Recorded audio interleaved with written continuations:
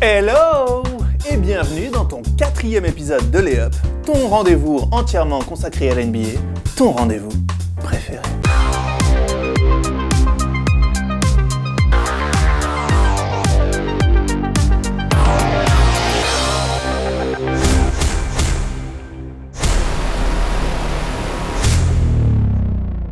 Aujourd'hui, on passe à la conférence Ouest et on va s'occuper de nos coups de cœur, mais avant cela, les news. On commence avec une news du côté de New York où David Blatt, qui était actuellement consultant du côté des Knicks, vient d'être remercié. Normal, il était très proche de l'ancien front office. Comme ils ont dégagé, ils dégagent avec eux. Trevor Booker vient de nous annoncer sa retraite après une carrière de 8 saisons en NBA. Booker, got it!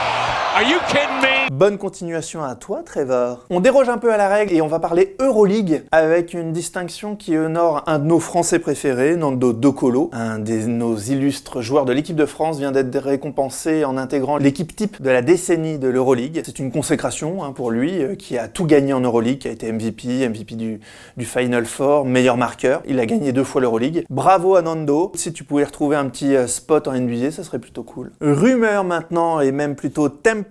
On sait que c'est interdit en NBA, mais l'autre jour, on posait la question à Damian Lillard, à savoir quel ancien coéquipier aimerait-il qu'il rejoigne les Portland. Et sans aucune hésitation, il a cité LaMarcus Aldridge. Nous aussi, on aimerait bien revoir LMA du côté de Portland. Rumeur toujours avec Tom Thibodeau, l'ancien coach des Bulls et plus récemment des Timberwolves, aimerait bien retrouver un banc NBA. Les rumeurs vont bon train.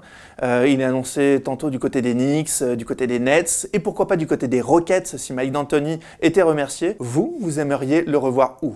Covid-19, on a appris une triste nouvelle cette semaine avec le décès de la mère de Karl Anthony Towns. Vraiment sale période. Et on termine par les bonnes nouvelles. Sur Netflix, vous pourrez voir les 2 premiers épisodes de The Last Dance, la série entièrement consacrée aux Chicago Bulls et à la dernière année aux Bulls de Michael Jordan, Scottie Pippen, Dennis Rodman et Phil Jackson. On a vraiment hâte de le voir. Qu'est-ce que t'en penses, Babix ? Ce que j'en pense, c'est que je suis vraiment excité. C'est vraiment la série événement de Netflix. Ça fait des années qu'on nous parle de ces images inédites des Chicago Bulls et du plus grand joueur de l'histoire. Vraiment, vivement tout à l'heure. On a fini pour les news et tout de suite, le gros dossier.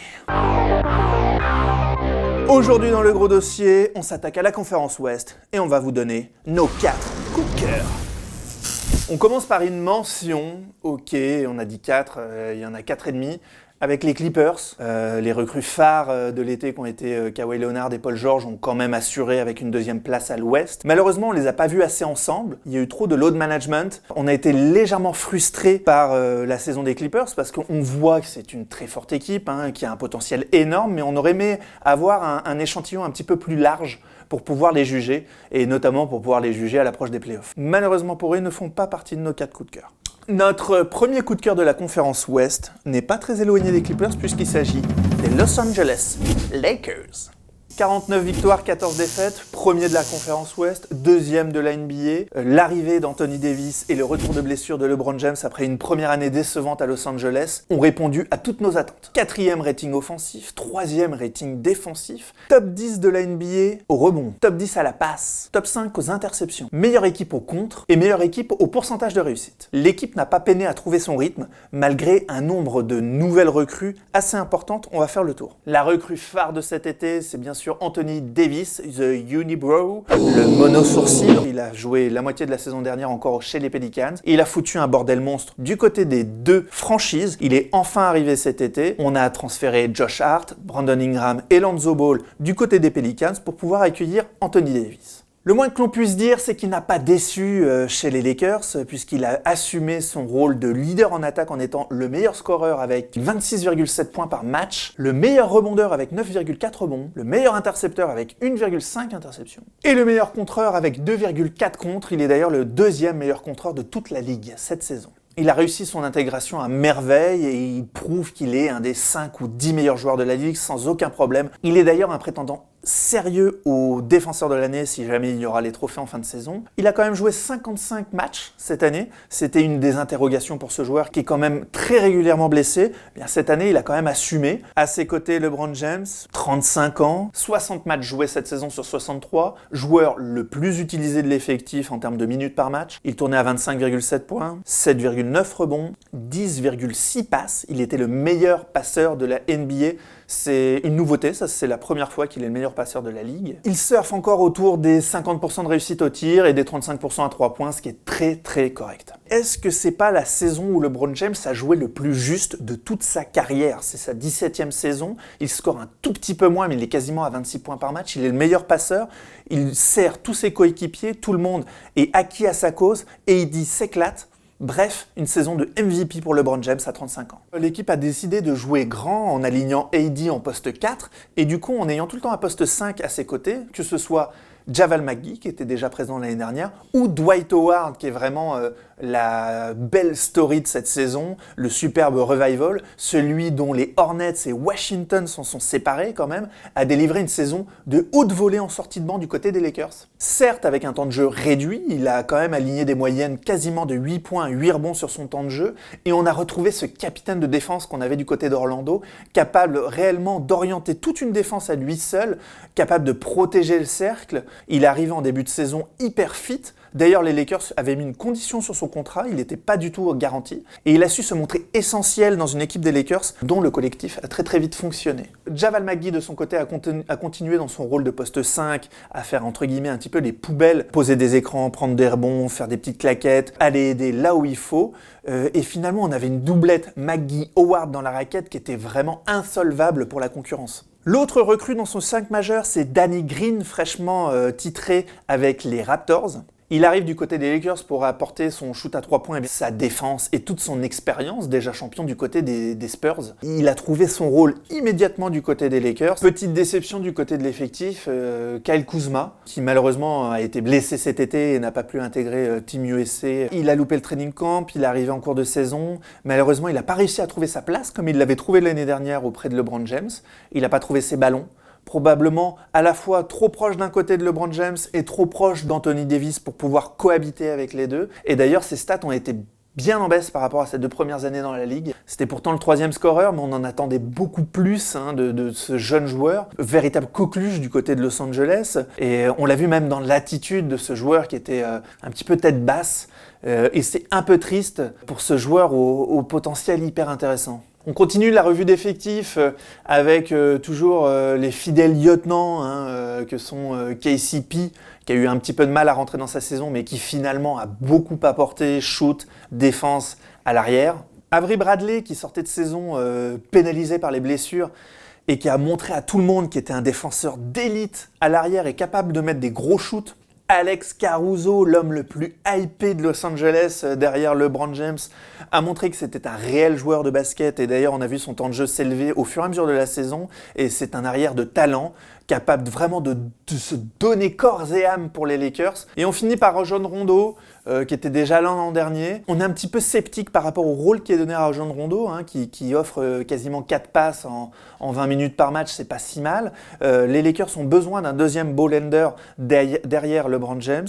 Ça devrait être le rôle de Rondo. On a vu que cette année, il peinait à trouver ses marques. Est-ce que ça vient du coach? Est-ce que ça vient de la réorganisation de l'équipe? Est-ce que ça vient de lui? Est-ce qu'il est sur une pente descendante? Je ne sais pas. J'adore ce joueur. J'espère quand même qu'ils réussiront à trouver un rôle pour Rajon Rondo, qui est quand même un des meilleurs meneurs de ces 15 dernières années. En bref, une armée de soldats autour de LeBron James, AD, qui selon moi, est le meilleur duo de toute la ligue. Des joueurs qui connaissent leur rôle, des joueurs qui n'ont pas un volume de shoot énorme, mais qui ont un pourcentage extrêmement bon. En témoigne le pourcentage global de l'équipe qui est le meilleur de la ligue, avec LeBron James qui tient la balle, qui est officiellement mis en place de meneur, qui est meilleur passeur de la NBA. Anthony Davis, qui est la menace offensive la plus tonitruante peut-être de la ligue, mais en tout cas de l'effectif, et qui est servi à merveille, et autour des joueurs qui connaissent leur rôle, en défense comme en attaque. Alors, est-ce que c'est LeBron James le coach sur le terrain, ou est-ce qu'on doit beaucoup à Frank Vogel, qui est arrivé à la tête de cette équipe pour succéder à Luke Walton? Alors Frank Vogel n'est pas seul, bien évidemment, tout le monde le sait, il y a Jason Kidd à ses côtés, il y a aussi Lionel Hollins, donc il y a une sorte de monstre à 3 têtes d'ancien coach NBA. Cependant, c'est Frank Vogel, le head coach. On se foutait de lui en début de saison en disant que Jason Kidd aurait sa tête rapidement. Eh bien écoutez, pour le moment, ça marche, avec des rôles clairs, avec une équipe qui fonctionne. Comment évoquer cette saison des Los Angeles Lakers sans parler du décès tragique de Kobe Bryant, véritable légende du côté de la Californie et dans le monde entier. Probablement le meilleur ou le deuxième meilleur joueur de l'histoire de la franchise, nous a quittés dans des circonstances tragiques. L'ensemble de la planète basket et de la planète tout court a été marqué par ce décès et peut-être encore plus l'effectif des Lakers. LeBron James venait tout juste de dépasser Kobe Bryant dans la liste des meilleurs scoreurs de l'histoire de la NBA la veille de son décès. L'équipe a été extrêmement touchée, il y a eu des matchs d'annulés, ils n'ont pas joué pendant une certaine durée. Ils ont d'ailleurs perdu quelques matchs juste derrière, je me rappelle notamment d'une défaite contre Portland. Et cependant, je pense qu'ils ont pris ce décès comme un signe et comme une mission. Cette saison devait être la leur et ça aurait été assez merveilleux que l'équipe arrive à soulever ce trophée pour la mémoire du joueur formidable qui a été le Black Mamba. Mais l'heure n'est pas à la tristesse, l'heure est plutôt à l'analyse. Et du coup, qu'en dit notre célèbre tablette du coach ? En effet, les Lakers sont de toute évidence l'équipe la plus pénalisée par l'arrêt de cette saison. D'une part, parce qu'ils étaient au top. Ils étaient premiers de la conférence, ils venaient de battre les Clippers, Milwaukee, Philadelphie, Boston. L'effectif tournait à plein régime, il n'y avait aucun blessé, l'osmose était parfaite, la défense fonctionnait bien. D'autre part, l'équipe est faite pour gagner le titre sur un laps de temps assez court. LeBron James a 35 ans, il en aura 36 en décembre prochain. La plupart des cadres ont plus de 30 ans à part Anthony Davis, donc leur fenêtre de tir est extrêmement faible. De plus, c'était une année un petit peu particulière, sans les Warriors, qui quand même dominaient la ligue, et notamment à l'ouest sur les 5 dernières finales, et sans un joueur comme Kevin Durant, qui a barré la route de LeBron James ces dernières années en finale. Deuxièmement, ils vont être aussi touchés par le fait que si la saison reprenait, ce qui est encore possible, avec cet effectif d'une trentaine d'années, ça sera encore plus compliqué de se remettre en route. Cet arrêt de saison est aussi hyper frustrant de notre côté, parce que je ne suis pas un fan de LeBron James de la première heure. Et pourtant, nous enlever des précieux mois d'une star comme ça à ce niveau de jeu, eh bien écoutez, ça fait chier quoi. On n'a pas vu LeBron James défendre comme ça depuis au moins 3 ou 4 ans. À Cleveland, il défendait qu'en play-off, en saison régulière, c'était limite du niveau James Harden. Et là, on l'a vu se bouger, notamment sur les derniers matchs face aux Clippers, encore mieux peut-être face à Milwaukee en défense directe sur Antetokounmpo, où il a fait des efforts monstrueux pour un mec de 35 ans. C'est vraiment triste de nous enlever le peu de matchs qui est resté de cette saison d'un LeBron James à ce niveau-là. En plus, je pense qu'il avait un petit côté en mission. L'année dernière, faut pas se mentir, c'était un échec. LeBron James plus les jeunes joueurs de l'effectif, ça n'a pas matché. D'ailleurs, il s'est blessé en cours des saisons et les jeunes joueurs qui étaient dans l'effectif, finalement, s'éclatent ailleurs. Regardez ce que fait Brandon Ingram chez les Pelicans. Donc je ne dirais pas dernière chance pour ces Lakers de LeBron James, mais meilleure chance, probablement. On continue notre tour d'horizon de nos coups de cœur de la conférence Ouest et on s'arrête dans le Tennessee direction Memphis. Probablement la plus grande surprise de toute la saison. Memphis était quasiment à 50% au moment où la saison s'est arrêtée avec un bilan de 32 victoires pour 33 défaites. Ils étaient à une incroyable 8e place à l'Ouest, c'est-à-dire playoffable à l'heure actuelle. Memphis est la darling de la NBA. On a tourné une magnifique page aussi du côté de Memphis, la page Grit and Grind avec le départ de Mike Conley en début de saison du côté de Utah. La saison dernière, le départ de Marc Gasol et précédemment le départ de Zach Randolph. L'équipe était en totale reconstruction. Avec son deuxième choix de draft, la franchise a jeté son dévolu pour le fantasque Ja Morant. Et le moins qu'on puisse dire, c'est que c'est une réussite. Favori ultime au poste de Roy, de Rookie of the Year, avec quasiment 18 points, 7 passes, à 49% au tir et 37% à 3 points en 30 minutes de jeu. Le meneur a fait preuve d'une justesse incroyable pour son âge, une maturité qu'on n'aurait pas cru parce que c'était un joueur hyper fantasque en NCAA. On ne savait pas s'il allait transférer ça en NBA du côté des pros. Il a assumé sa deuxième place à la dernière draft d'une manière remarquable. Personnellement, c'est un joueur que j'adore, une sorte de mix entre Russell Westbrook et Allen Iverson. De plus, il apporte une touche ultra spectaculaire à l'équipe. En témoigne son dunk, malheureusement raté sur Kevin Love. Is Vince Carter over Frederick Weiss almost? Oh my God.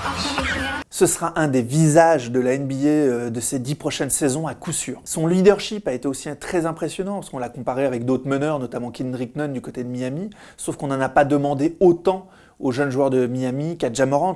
Ja Morant a réellement été le patron de cette équipe, c'est lui qui a dicté le tempo, et pouvoir assumer tout ça à un si jeune âge, c'est très impressionnant. À ses côtés, un autre joueur de 20 ans, donc Jaren Jackson Jr., drafté l'an dernier et qui confirme toutes les promesses qu'il nous avait montrées lors de sa saison rookie. Quasiment 18 points par match, passe son temps au large et c'est un joueur au poste 4 qui est capable d'accélérer le jeu. En défense, il montre une dissuasion certaine avec plus de 1,5 comptes par rencontre, ce qui est très très bien. Memphis, avec ses deux joueurs, tiennent un duo d'avenir dans cette ligue et dans cette conférence. Pour compléter Jaren Jackson Jr. dans la raquette, l'année dernière, en cours de saison, on avait vu l'arrivée de Jonas Valanciunas, un joueur que j'ai toujours apprécié du côté des Raptors. Le Lituanien, joueur très technique, relativement à l'ancienne, qui s'écarte peu, qui a des fondamentaux extraordinaires. L'année dernière, il avait beaucoup montré en fin de saison, et cette année, il s'est très bien accordé dans cet effectif de jeunes, assurant près de 15 points et 11 rebonds dans la raquette, donc comblant les lacunes de Jaren Jackson. Il a su apporter des points en poste bas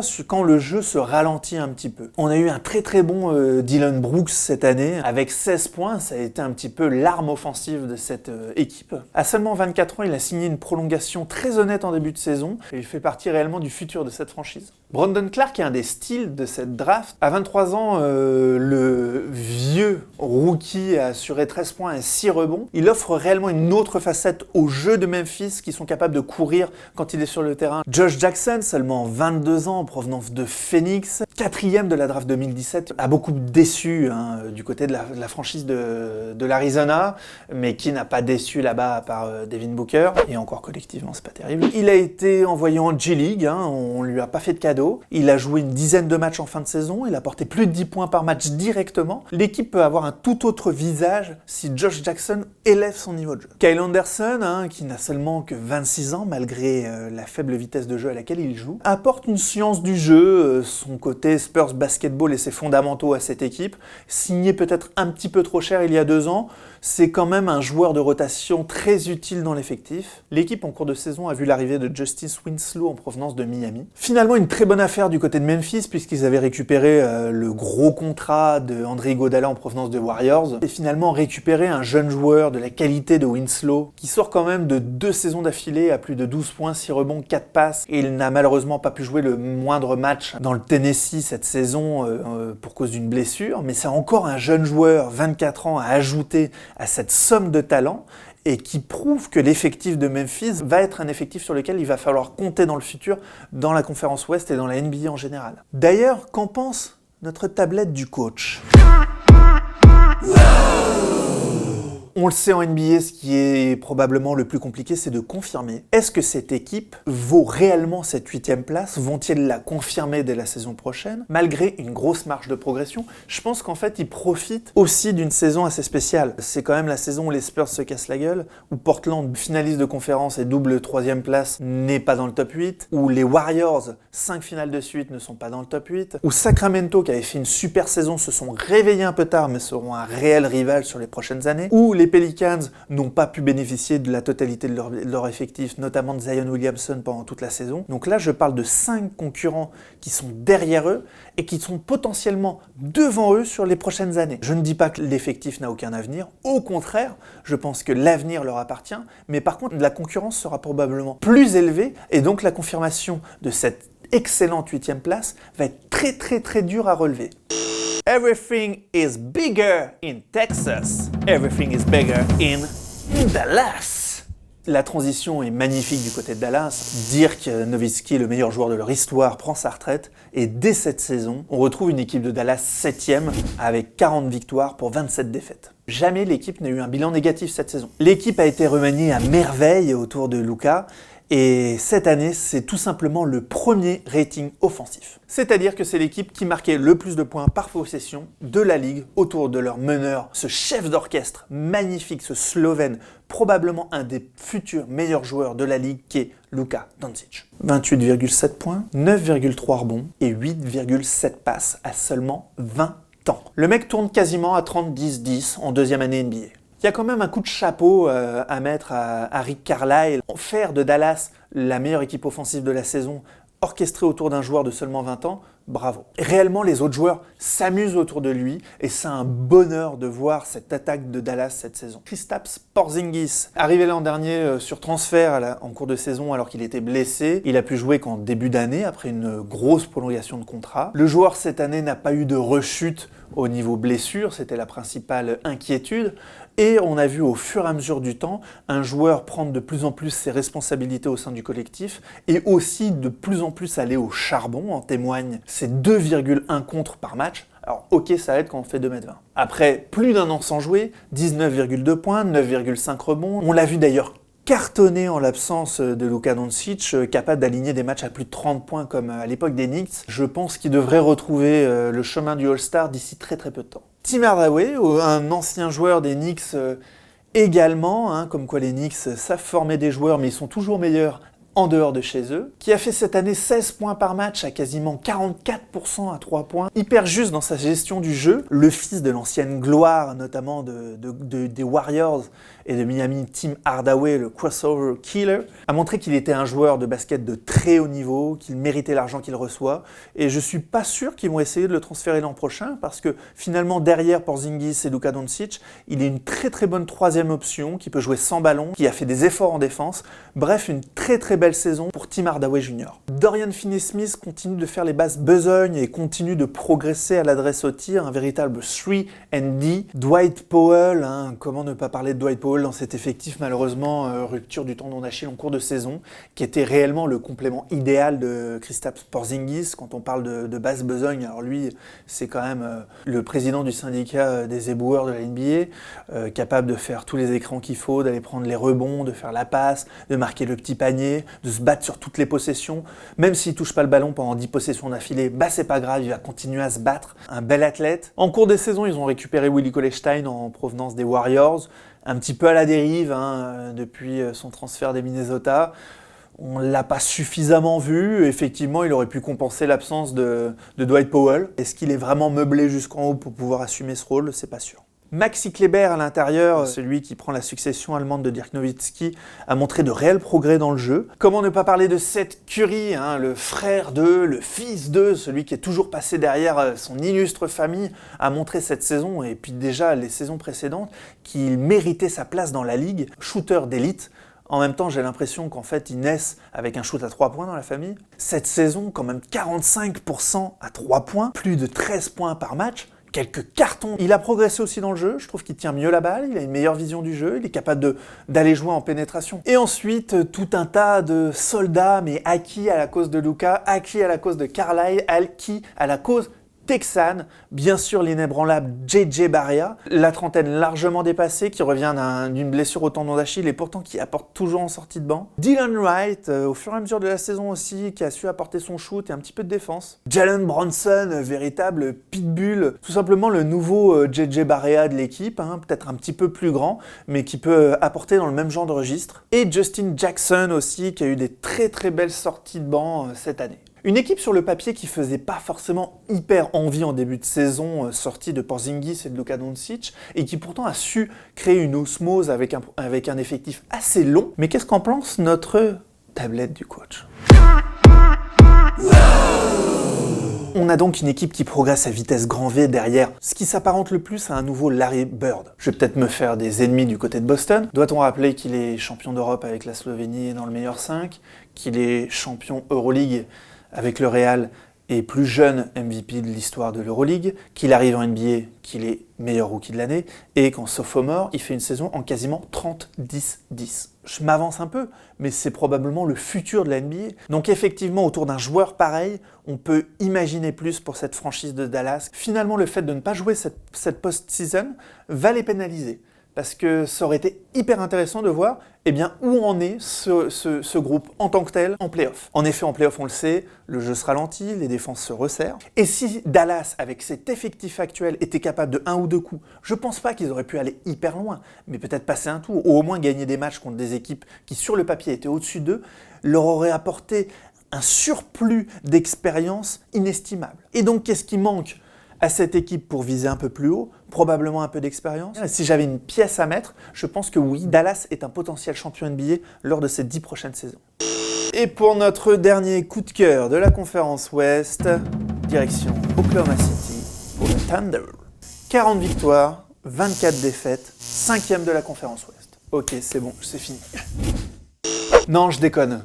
Mais effectivement, ce bilan et cette 5e place pourraient résumer à elle seule cette surprise énorme de retrouver Oklahoma à ce niveau dans une conférence Ouest quand même très relevée. Faut-il rappeler que dans l'effectif la saison dernière, on retrouvait un certain Paul George et bien évidemment un certain Russell Westbrook, probablement le meilleur joueur de l'histoire de la franchise, a été transféré du côté de Houston et en accueillait un certain Chris Paul et son énorme contrat. On pensait réellement à une saison de transition complète. On récupère Chris Paul et on essaye de le transférer coûte que coûte. On essaye de transférer Steven Adams. On essaye de virer Danilo Gallinari qu'on a récupéré dans un transfert. Et on construit autour de Shai Gilgeous-Alexander en provenance de Clippers et des jeunes qu'on peut avoir pour voir un peu plus loin. Eh bien écoutez, ça n'a pas été le cas, on n'est pas 5e de la conférence Ouest en pleine reconstruction, et on a une équipe, au moment où la saison s'est arrêtée, qui avait un meilleur bilan que l'année dernière avec Paul George et Russell Westbrook. SGA, parlons-en, Shai Gilgeous-Alexander était tout simplement aux portes du All-Star Game pour sa saison sophomore, 19,3 points, il est le meilleur marqueur de l'équipe, 6,1 rebonds, 3,1 passes, une interception à 47% au tir. Le joueur a fait preuve d'une justesse à l'arrière assez extraordinaire.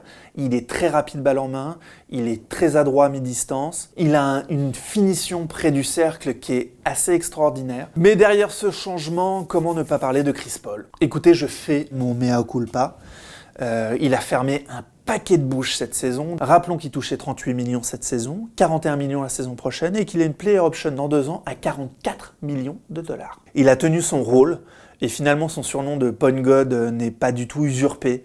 À bientôt 35 ans, le joueur est encore peut-être le prototype même du meneur de jeu. 18 points par match, 7 passes. C'est pas des stats extraordinaires, mais ça lui a quand même permis de retrouver le All-Star Game cette année. Chris Paul a mis son empreinte dans tout l'Oklahoma et sur tous ses jeunes et surtout sur cette ligne arrière et a fait de cette équipe ce qu'elle est cette année, c'est-à-dire une des équipes les plus clutch. Autre point sur lequel on peut s'appuyer pour montrer que ça a été une saison assez exceptionnelle de la part de Chris Paul, il a joué 63 matchs, c'est-à-dire quasiment tous les matchs possibles du côté d'Oklahoma. Pour indication, il n'a pas joué autant de matchs sur une saison complète depuis la saison 2015-2016. Il était encore chez les Clippers à ce moment-là. Pour compléter ce monstre à 3 têtes du côté de la ligne arrière, Dennis Schroeder, l'Allemand de seulement 26 ans, a trouvé son rôle, 6e homme. C'était probablement un des meilleurs candidats au trophée de meilleur 6e homme de l'année avec 19 points et 4 rebonds et 4 passes par match. Ajoutant à cela 38% à 3 points. Il n'a pas la pression de la main parce qu'il joue en permanence soit à côté de Chris Paul, soit à côté de Shai Gilgeous-Alexander. Et on lui demande de shooter, d'attaquer le cercle, d'être très agressif. Et une chose qu'il fait vraiment à merveille. Il a peu d'équivalent au niveau rapidité balle en main dans la ligue. Bref, à 15 millions la saison et il a encore une saison l'année prochaine, je pense que c'est une très bonne plus-value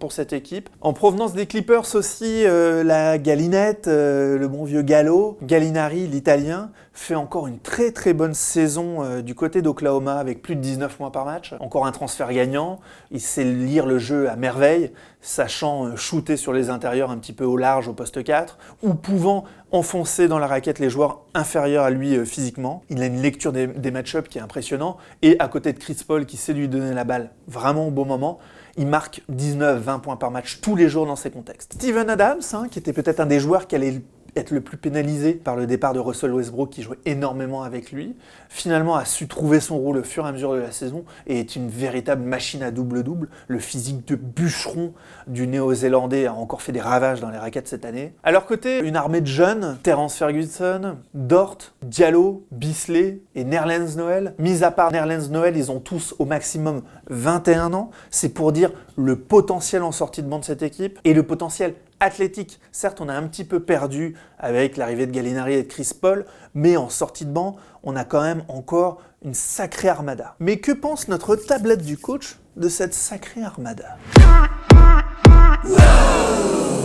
Déjà, on ne les attendait pas à ce niveau-là. Je pense même que le front office n'imaginait pas cette équipe à ce niveau-là. On pensait que l'équipe allait vouloir se débarrasser de Chris Paul au plus vite et de son contrat énorme. On pensait que l'équipe allait vouloir se débarrasser de Steven Adams, de Gallinari, voire de Schroeder. Finalement, l'équipe a très peu bougé. À l'intersaison, elle a quasiment pas bougé. Donc maintenant, qu'est-ce qu'on fait? Est-ce que cette équipe peut viser aussi beaucoup plus haut? Malheureusement, on n'aura déjà pas la réponse de ce qu'elle vaut en play-off. Mais si vous voulez mon point de vue, je pense qu'elle ne peut pas viser beaucoup plus haut que ce qu'elle vise actuellement, voire elle peut redescendre un petit peu, malgré l'énorme marge de progression de SGA qui forcément va finir par être All-Star de cette conférence. Je pense que l'équipe doit quand même aller dans le sens de la reconstruction. Chris Paul a l'air d'être réellement affûté. Je pense que cette année, son orgueil en avait pris un coup. Je pense que son image en avait pris un coup et qu'il a voulu montrer à tout le monde qu'il était encore le point god.